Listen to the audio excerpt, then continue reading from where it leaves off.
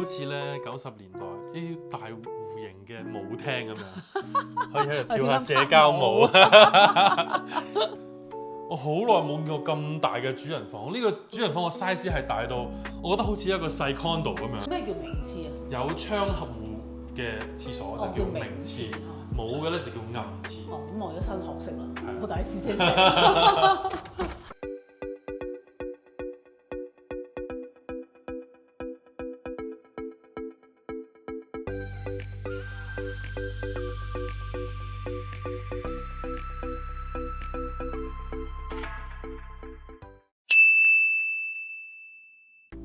大家好，我係老當益壯嘅 Anson。Hello， 大家好，我係老當益壯嘅 Karen。Karen 啊，今日咧我哋嚟到溫哥華東區嘅 Nanaimo 夾40街，你話帶我睇一個好特別嘅 single family。嗯哼，冇錯啦，呢間屋咧就真係個個都係人見人愛嘅。點解咧？因為佢個 layout好，同埋夠晒大啊。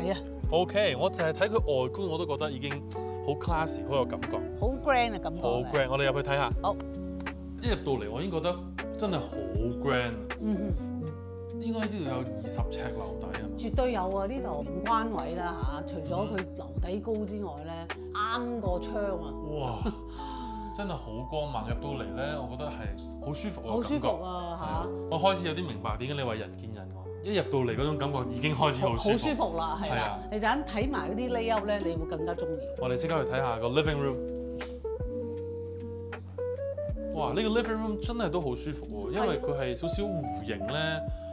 有1、2、3、5隻窗，係啊，所以採光好好。呢邊咧就係向南嘅，呢間屋咧就係坐北向南。OK， 所以咧所以個光線咧係非常之充足嘅，同埋咧佢又有個弧形，所以哇成5、6個窗，咁啊有咁大。係啊，你知唔知我一入到嚟諗到啲咩？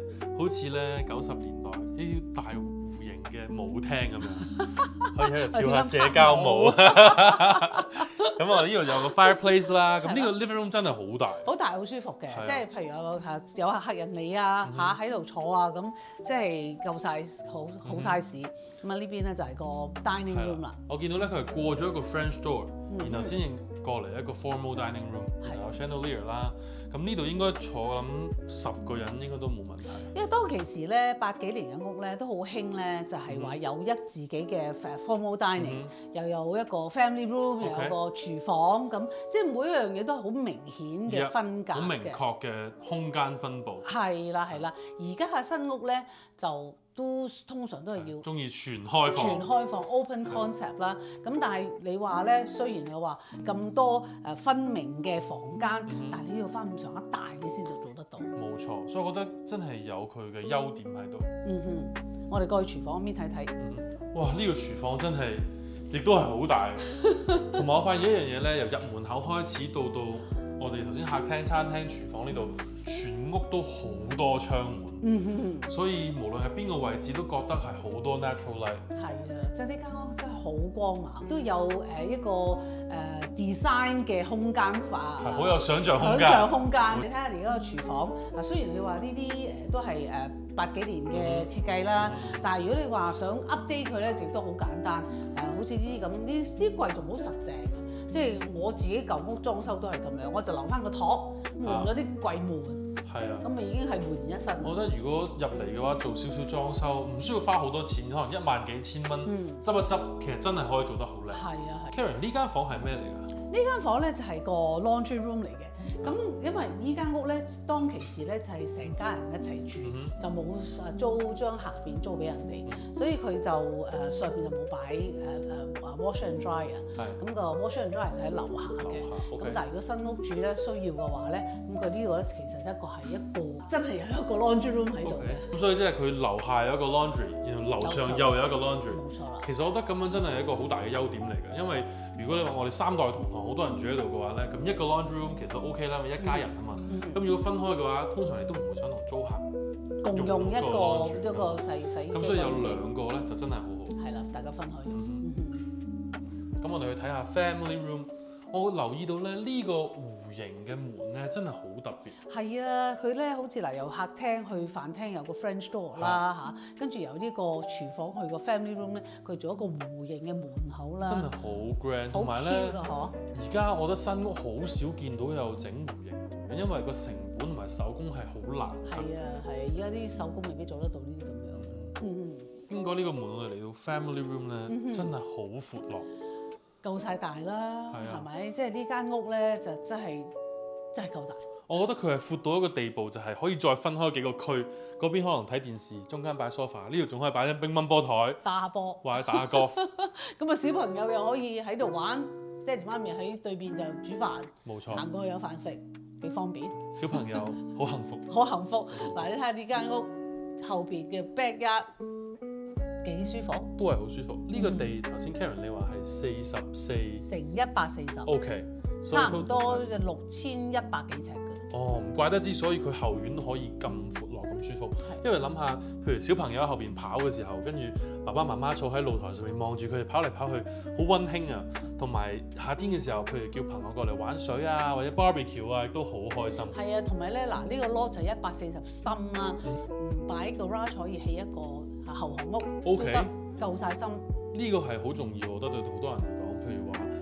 後邊你起咗之後可以做出租又好，俾自己嘅 teenager 嘅小朋友住又好，係一個好好嘅 flexibility。所以貫徹我哋頭先由前面到而家好多想像空間。係啊，呢間屋係好多發展空間，同埋咧嗱，你睇下呢度有3個 parking 嘅車房，而家係興通常都係 double garage，呢個係 triple garage。因為夠闊。夠闊。係啦，所以就算你唔起嗰個後巷屋咧，3個 garage 都可以俾你用。係啦，冇錯啦。咁你可以將你個波子啊、咩士啊、法拉利啊、林寶啊擺晒去，唔使揼雨啦。唔使淋雨。嗱 Anson 啊，我哋喺 family room 行出嚟咧，同埋呢一層咧就有一間向南嘅睡房嘅喎。哦，咁好啊！咁即係譬如老人家佢唔想上樓梯嘅話咧，其實可以住喺1樓。係啦，冇錯啦。咁同埋咧呢度咧就有個 full bathroom。就有埋沖涼嘅添，咁因為你知啦，一般咧喺正層咧都係俾一個 powder room，但係呢一層呢一個咧就係一個 full bathroom，所以咧如果個老人家如果喺呢一層嘅話，佢生活空間咧就係全部喺晒呢一層啦。OK，我覺得呢個好方便，除咗老人家即係佢要可以沖涼之外咧，譬如小朋友喺出邊玩完翻屋企，成身都係泥，成身濕晒咧，都可以喺呢度沖完涼先，然之後再翻入去 family room 度玩，或者先再可以上樓上。所以係非常之實用又貼心嘅一個設計。同埋咧，佢呢個 layout 咧，喺呢度有一間房咧，除咗話俾老人家住之外咧，如果譬如有人在做 home office 嘅話咧，咁喺度做 office，咁啊近住門口，咁啲客人喺度出入咧就方便啲，就唔使上樓啊，又或者去入你嘅廳啊，喺呢度一出一入就已經係啦。冇錯，好方便。咁我哋樓上係有幾多間房啊？樓上我哋有4間房㗎。OK，上去睇下。嗱，樓上4間房咧，2間咧就向南，2間就向北。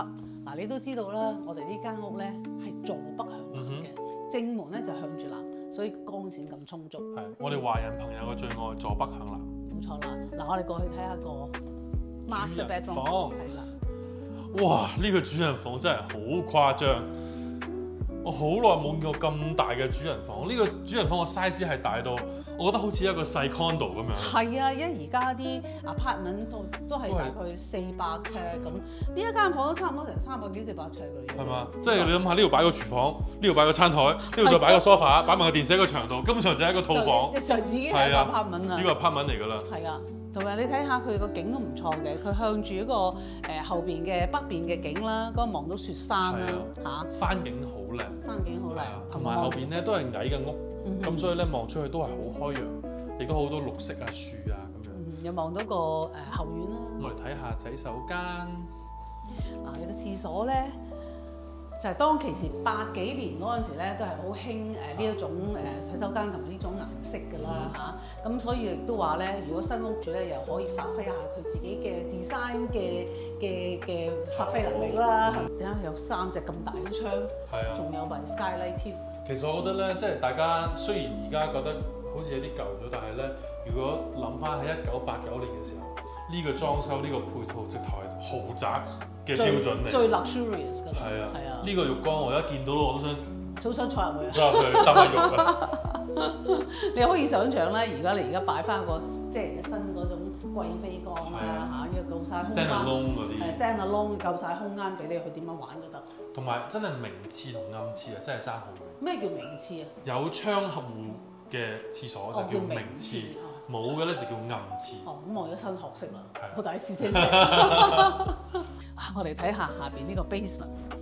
落到嚟已經覺得涼浸浸啦，係啊好舒服。 ，basement 不嬲都涼浸浸，所以其實我都好中意住喺 basement，因為夠涼啊嘛。嗱，你睇下呢度咧就係佢哋嘅 laundry room 啦。 OK，樓上可以自己再加套嘅。咁所以樓下就有呢個位置。係啦。哇，Karen 嚟到呢個 basement 咧，同樓上嗰個 living room 一樣，佢都係一個弧形，好大嘅一個空間。係啊，嗱呢個 basement 咧，total 嘅square footage 係966尺㗎。哇，966尺嘅 basement。係啊，係啊，佢呢間屋咧，佢一半嘅 basement 咧就係做咗個 suite 啦，另外一半咧其實係一個 cross space 嚟嘅，咁就由後邊去到前邊，所以儲藏空間係好大好大。同埋我覺得966尺嘅 basement，無論係出租又好啦，或者自己當係一個 entertainment 或者一個 home gym，其實都好足夠呢個空間。係。同埋仲有一個 fireplace。係啦。呢個係 gas fireplace。呢個係 gas fireplace，冇錯啦。